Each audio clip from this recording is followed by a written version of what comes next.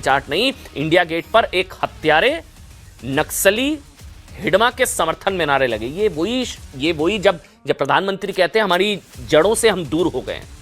मतलब देश की शिक्षा ना छात्रों को टुकड़े टुकड़े गैंग का गुलाम बनने से रोक पा रही है, ना हिडमा गैंग का मानसिक गुलाम बन पाने से।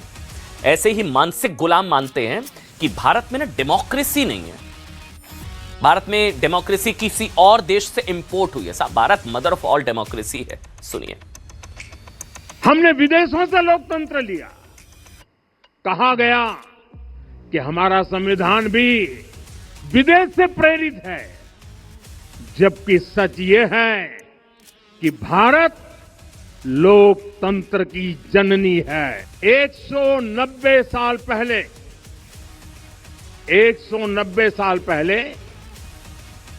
साल 1835 में 1835 में मैकाले नाम के एक अंग्रेज ने भारत को अपनी जड़ों से उखाड़ने के बीज बोए थे।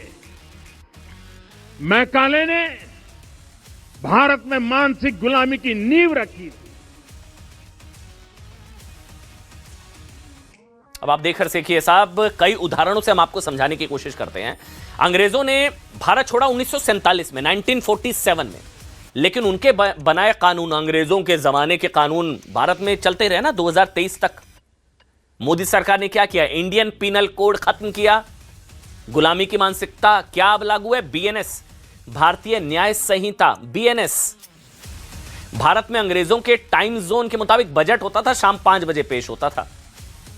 अब क्या हुआ? अटल जी की सरकार में यह परंपरा तोड़ी गई। गुलामी की मानसिकता के तहत बजट में वो ब्रीफकेस का इस्तेमाल होता था।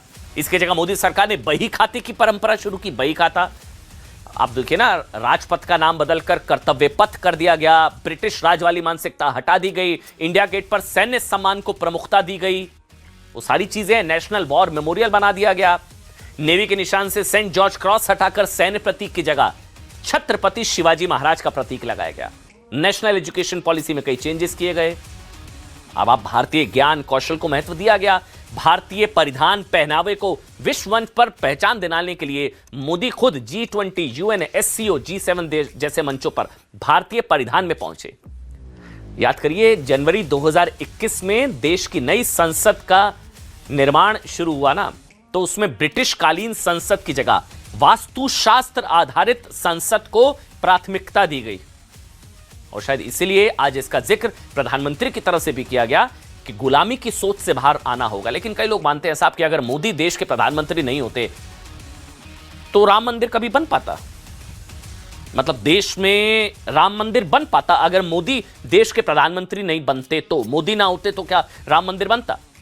इसका एक जवाब ना एक दूसरी तस्वीर से मिल सकता है। अब सुनिए, आज सुबह मोदी अयोध्या में धर्म ध्वजा फहराने के बाद शाम को कहां पहुंचे? सुबह अयोध्या, शाम को कुरुक्षेत्र में थे, जहां उन्होंने भगवान श्री कृष्ण के पवित्र शंख पांचजन्य के एक स्मारक का उद्घाटन किया। सुबह अयोध्या, शाम को कुरुक्षेत्र। अयोध्या में धर्म ध्वजा फहराई और शाम उन्होंने भगवान श्री कृष्ण के पवित्र शंख पांचजन्य के एक स्मारक का उद्घाटन किया। अब ये भी मैसेजिंग सोच कर देखिए, अयोध्या से ये भगवान श्री कृष्ण का वही शंख है जिसकी ध्वनि से 18 दिनों के महाभारत युद्ध की शुरुआत भी हुई थी और अंत भी हुआ था। ऐसी मान्यताएं हैं, पौराणिक मान्यताओं के अनुसार श्री कृष्ण का पांचजन्य सिर्फ युद्ध का शंख नहीं है, यह भी धर्म की पुनर्स्थापना का प्रतीक भी था। इसके बाद केसरिया पताका फहराने के बाद यहां केसरिया पटका, देखिए आप, सर पर केसरिया पटका, वहां केसरिया पताका, यहां केसरिया पटका पहने प्रधानमंत्री नजर आए।